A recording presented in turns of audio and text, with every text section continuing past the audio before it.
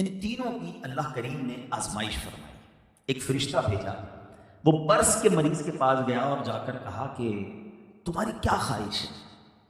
کہتا بس میری ایک ہی خواہش ہے، میرے یہ داغ دور ہو جائے، میری جسم باڈی بیوٹیفل ہو جائے، بڑا عجیب سا میرا چہرہ ہو گیا ہے، میری باڈی بڑی عجیب سی ہو گئی ہے، اللہ کرے یہ دور ہو جائے. فرشتے نے اس پر ہاتھ پھیرا، وہ بالکل کلیئر ہو گیا، ٹھیک ہو گیا.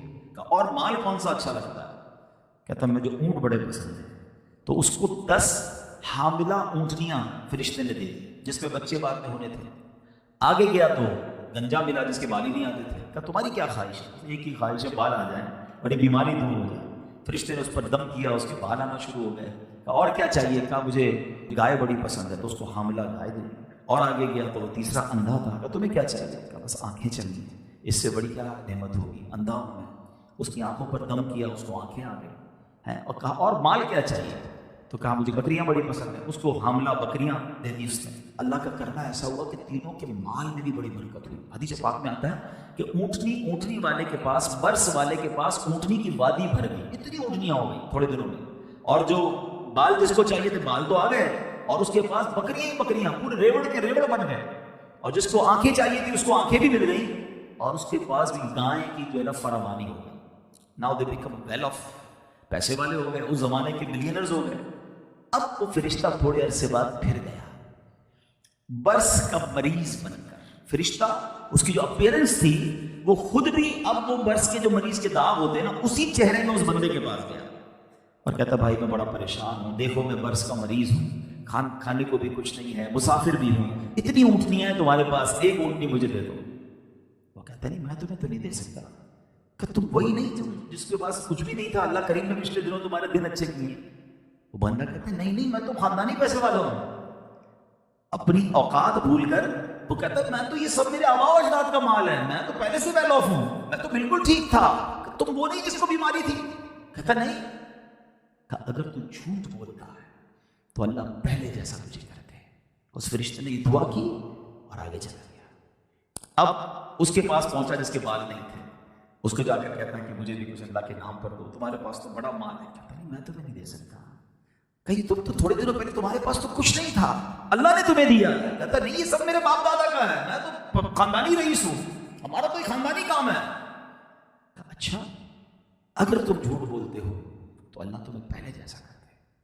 حدیث پاک میں آتا ہے وہ فرشتہ جو ہے اندھا بن کر اب اس اندھے کے پاس گیا. کہا کہ بھائی میرے پاس آنکھیں نہیں ہیں، میرے پاس کچھ بھی نہیں ہے، تمہیں اللہ نے بڑا نوازا ہے، اتنے سارے تمہارے پاس جانور ہیں، اتنی بکری، ایک بکری مجھے دے دو. اندھا کہتا ہے تم صحیح کہتے ہو، میں بھی تھوڑے دنوں پہلے اندھا تھا، میرے پاس کچھ نہیں تھا، یہ آنکھیں بھی مجھے میرے رب نے دی ہیں، کہ مال بھی میرے رب نے مجھے دیا، تمہیں جو چاہیے اس میں سے لے لو، مجھے بالکل اچھی طرح احساس ہے کہ اندھا کیسے زندگی گزارتا. فرشتے نے کہا مجھے چاہیے کچھ نہیں. اس کو برکت کی دعا دی اور وہ چلا گیا. اب یہ حدیث پاک جو ہے نا یہ اس قدر ہم سب کے لیے اس میں میسج اور درس ہے. اچھا وہ دونوں برباد ہو گئے. جس کو کہا نا فرشتے نے کہ اگر تم جھوٹے ہو تو پہلے جیسے ہو جاؤ، وہ واپس پہلے جیسے ہو گئے، ساری نعمتیں چلی گئی. مگر اس واقعے سے 2 باتیں سیکھنے کو ملی کہ انسان کو کبھی اپنی اوقات نہیں بھولنی چاہیے. آج میں اور آپ جو کچھ ہے نا یہ فقط رب کی عطا ہے، ہماری کوئی ہوشیاری نہیں ہے. ہمارے وہی 2 کان ہیں جو فقیر کے ہوتے ہیں، وہی 2 آنکھیں جو اس کے پاس بھی ہیں. ایک غریب آدمی سگنل پر ہماری گاڑی کھلتی ہے تو ہماری گاڑی پر وائپر لگاتا ہے، اس کا کوئی قصور نہیں ہے کہ آج وہ وائپر والا اور میں اسی گاڑی میں بیٹھنے والا ہوں. یہ صرف میرے رب کی مہربانی ہے، اس میں ہمارا کوئی کمال نہیں ہے. مگر کبھی کبھی انسان کو یہ باتیں یاد نہیں رہتی، وہ سمجھتا ہے سب میں نے کیا ہے، یہ میری عقل ہے. نہیں جناب، اگر ہوشیاری سے ہی پیسے ملتے ہوتے، عقل سے پیسے ملتے ہوتے تو سارے دنیا کے پروفیسر اربوں پتی ہوتے. ایسا نہیں ہے. پیسہ عقل ہوشیاری سے نہیں، مقام عقل ہوشیاری سے نہیں، اللہ کی عطا ہے. جس کو رب چاہے عطا فرمائے. وَتُعِزُّ مَن تَشَاءُ وَتُذِلُّ مَن تَشَاءُ. اور ایک اور بات یاد رکھنی ہے کہ یہ رب جب چاہے واپس بھی لے سکتا ہے. یہ جب اسی نے دیا ہے تو پھر تو میرے ہاتھ میں کچھ بھی نہیں ہے نا. جو جتنا شکر ادا کرتا ہے، جو جتنا اللہ کا احسان مانتا ہے، جتنا ڈاؤن ٹو ارتھ رہتا ہے، اس کی نعمتیں، اس کی رحمتیں اتنی بڑھتی ہیں. اور جو عقل کہتے ہیں نا اس کی ٹور ہی بدل جائے، اس کا سٹائل ہی بدل جاتا ہے، اس کو پھر برباد ہونے سے بھی کوئی نہیں روک سکتا. اور یہ نعمتوں میں اضافے کا فارمولا بھی یہی ہے. اللہ نے قرآن میں فرمایا لئن شکرتم لازیدنکم، تم میرا شکر ادا کرو میں تمہیں اور عطا کروں گا. سبحان اللہ. یعنی اگر ہم چاہتے ہیں کہ یہ کنٹینیو رہے، اس کو زوال نہ ہو، یہ ہماری نعمتیں چھن نہ جائیں، تو اس کا فارمولا یہی ہے کہ شکر ادا کرتے رہے. مالک کہ تیری عطا ہے، تیری مہربانی ہے، اور تکبر نہ کریں، پراؤڈ نہ کریں، اپنا کمال نہ سمجھیں، اور پھر اور لوگوں کو ہیلپ آؤٹ بھی کرتے رہے. اچھا اس میں جو ہے نا ایک اور کمال کی بات پتہ کیا ہے کہ نارملی ہم کہتے ہیں، ہمیں سب کو پتا ہوتا ہے کیا شکر کرنا چاہیے، لیکن شکر جو ہے نا اس کا ایشو یہ ہے کہ ہم سمجھتے ہیں صرف زبان سے ہی شکر ہوتا ہے، یا اللہ تیرا شکر، یا اللہ تیری مہربانی. صرف زبان سے شکر نہیں ہوتا، پریکٹیکل بھی شکر ہوتا ہے. میں اللہ کا شکر بھی ادا کر رہا ہوں، اسے ناراض بھی کرتا رہا ہوں، یہ کیسا شکر ہے؟ مثال کے طور پہ آپ کا ایک ملازم ہو، آپ کے پاس آئے کہ صاحب مجھے کچھ قرضہ چاہیے، کوئی ہیلپ چاہیے. آپ نے کہا چلو بیٹا میں نے تمہاری ہیلپ کر دی. اچھا وہ کیسا؟ بڑی مہربانی. آپ کا بیٹا ذرا یہ گلاس اٹھا کے ادھر رکھ، وہ تو نہیں رکھو گا.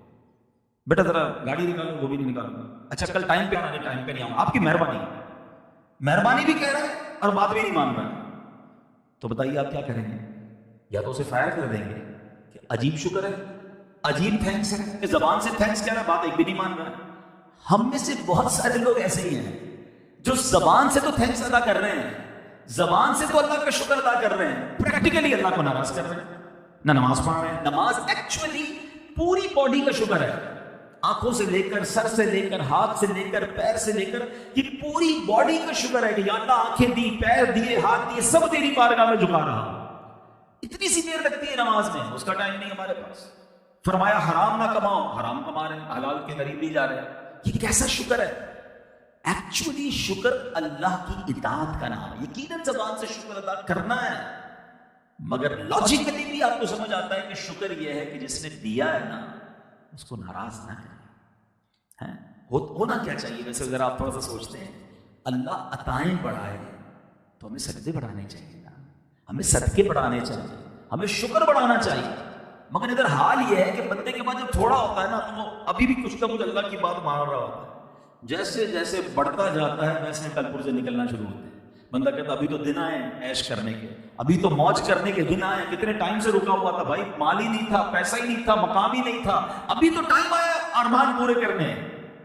یہ بہت بڑی بے وقوفی ہے. عقل مندی یہ ہے کہ وہ عطائیں بڑھائے تو ہم سجدے بڑھائے. ہم خطائیں بڑھاتے ہیں، وہ عطائیں بڑھاتا ہے، ہم نافرمانیاں بڑھاتے ہیں، اور پھر بعد میں سر پکڑ کر روتے ہیں کہ یار ٹینشن بہت ساری ہے. اچھا اسی واقعے سے ایک اور بڑا زبردست میسج ملتا ہے کہ آزمائش جو ہے نا وہ صرف بیماری نہیں ہے. ہم نے آزمائش کا بھی جب خود ہی کانسیپٹ بنا لیا یار یہ بندہ بڑی آزمائش میں. کیا آزمائش میں؟ بیمار ہے. اچھا یہ کیا آزمائش میں؟ قرضے میں. یہ کیا آزمائش میں؟ کاروبار میں نقصان ہو رہا ہے. یقیناً یہ آزمائش ہے، لیکن آزمائش صرف یہ نہیں ہے، آزمائش نعمتیں دے کر بھی کی جاتی ہے. ان تینوں کے ساتھ کیا ہوا تھا؟ ان کو تو دیا، جو مانگا وہ دیا نا اللہ نے، اور یہی تو چیکنگ تھی. ہم میں سے ہو سکتا ہے یہاں کوئی بیچارہ بیماری میں اللہ کرے نہ ہو،